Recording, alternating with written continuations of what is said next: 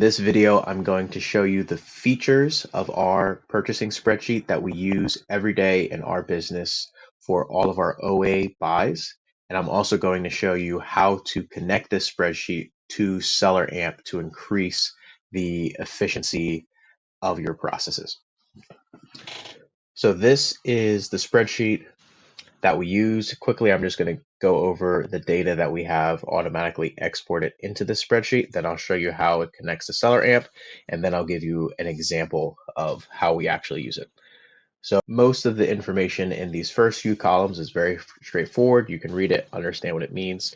Some additional information that we like to include in here that we enter in manually is how we got our buy cost. So whether or not the product was on sale or it was retail price, what our cashback percentage was, what coupon discount we got, and what discounted gift cards. And this is helpful because we keep track of all our leads. So when we look at a lead in the past, we know how we were able to get a certain buy cost and what we need to look for. Other information that comes straight from Seller Amp is we like to know what price we need to sell at to hit a certain ROI margin. And this is just helpful in calculating what our repricing minimum should be. This is some information that we enter in manually. I'll go over this a little bit more when I walk through an example.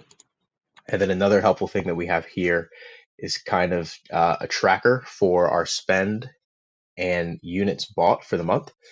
So this goal tracker just tells you, you can enter in this cell whatever amount you want to enter, what your goal is for that month. And then this will just kind of help you track that. So this column is a formula based on these cells, which automatically calculate how much order total was based on how many you bought and what the cost was. And then this gives you a running total of what your spend is and what percentage you're at of your goal. And this is really helpful so you can see how many units you bought and how many of those units you received. And obviously, when you get to the end of the marking period, you want to make sure those numbers are the same. Okay, now I'm going to show you how to connect it to Seller Amp. I do have some written instructions here as well that you can follow because there are slightly different steps whether you're connecting this to a new spreadsheet or existing spreadsheet that you already have connected to Seller Amp that you're using. So you can also read through these as well, but I'm just going to go over it as if we were using a new spreadsheet. So you're going to go into Seller Amp, click Google Sheets, and then Setup, which is where we already are.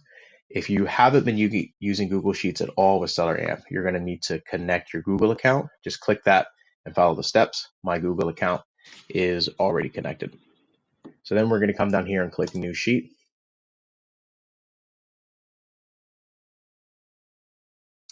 And Seller Amp is going to title it SAS buy sheet dash and then whichever number spreadsheet this is for you. So now that we've done that, we're going to toggle back over to the spreadsheet that I've shared with you. We're going to go to the current buys tab, click the drop down arrow, popping to existing spreadsheet. Then we're going to go to recent and then select SAS buy sheet 7, which is the one that we just created from Seller Amp. Now that it has copied to there, we're going to go to open spreadsheet. So two things we're going to do. First, we're just going to get rid of copy of just because that takes up unnecessary space. And then we're going to delete sheet 1. Deleting sheet 1 is important because Seller Amp is going to automatically export to the first sheet that was created here. So your information would have been going to sheet 1 instead of current buys, which is what we want. Now that this is connected and ready to use, there is another step that you're going to have to do that I don't need to do here because it's automatically set up for me. And this is also written out in the instructions, but you need to edit the field mappings in the Seller Amp web app.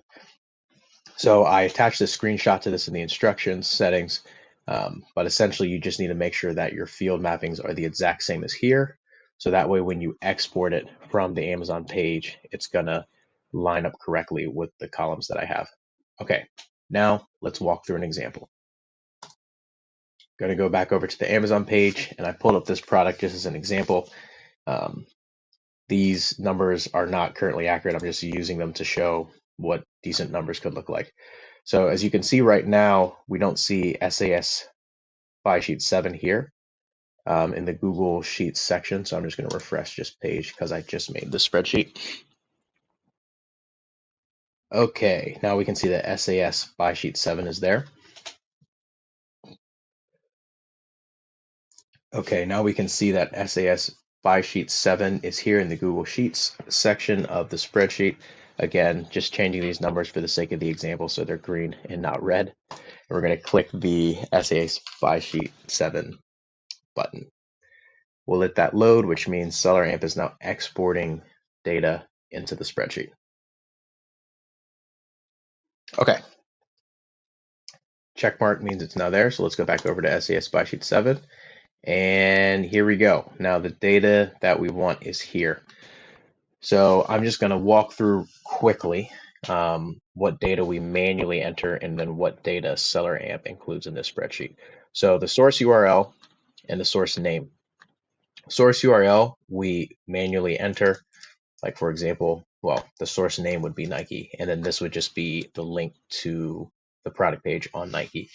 If you are on the source website and you click the Google Sheets button, it will include the source URL for you, but it won't include that if you're on the Amazon page. And I have these columns grouped here just because it's a lot of data. So that way you can just kind of hide that real quick if you don't need to look at it. And then this, I already mentioned, we would enter in this data manually. So if it was on sale, we would say like 25% off sale or something similar. Then if we use coupons, gift cards, etc. We can get rid of these. And then you can see this is kind of showing us what sale price we would need to be getting these ROI based on the prep fees that we've calculated. And this is where I think our spreadsheet is really, really useful. So let's say we bought 20 of this item. Okay, now column B or cell B2 is yellow. And that is because the quantity bought is not matching the quantity received. Now, our in-house prep team uses this spreadsheet as well to receive inventory, and then we also use Inventory Lab. So when we get an order, we count how many units we received, check it off on here, and then upload that into Amazon into a shipment through Inventory Lab. So you can see, like if I put 15, okay, now these are both yellow, which means we're waiting on inventory. And if we don't get it, having that yellow highlight is a quick indicator to know that we either need to reach out to the source site to see if that inventory is still coming, if we need to ask for a refund, or if they just shorted us, whatever it is. But then if it's 20 and we receive 20, then it's good. Definitely want to keep track of all of your order numbers for whenever you're doing reconciliation. And then another feature that I have in here, so let's say order 20, right? And then they cancel on you. Whoops. If you just type canceled, then it goes red to indicate that that order is canceled. And then we would then change this to, we would just delete it because we actually aren't getting anything. Or if we receive someone, we need to return it. And then we type in return, and then it highlights orange. And the reason I delete it out the 20 is because this number here, again, you can see this formula is just multiplying these two numbers together. And our running total is based off of that cell as well. So we just want to make sure that if we're not actually receiving these, we're just not messing up with our spend tracker. We also like to keep track of where it's shipped to, because sometimes we'll ship to our home address, sometimes to our prep center. So just so that we know what inventory is going where. And then we have a team of sourcers. So this also just helps us to keep track of who's finding which leads for us. I also like to enter in my repricing min, and that's because when we're using Inventory Lab, we input our minimums into Inventory Lab, and then our admin automatically uploads all of those minimums into our repricer. So we just add that here, we just do it once, and then it's good to go with our processes. And then of course, any other notes that you want to put, that can get entered in here. One last thing I want to show you guys, because we make a ton of orders every month, we like to have a different tab for each month. So let's just say, we have 300 to 400 orders in here and the month's coming to a close. Right now it's October, September just ended. So let's say we're finishing out September. What you would do is this drop down, you would hit duplicate. And then now that this is loaded, all of this information is going to auto-populate in here. It's essentially the exact same as current buys. But what I do is I just select this, and I would just call this September 23. So then now that's last month.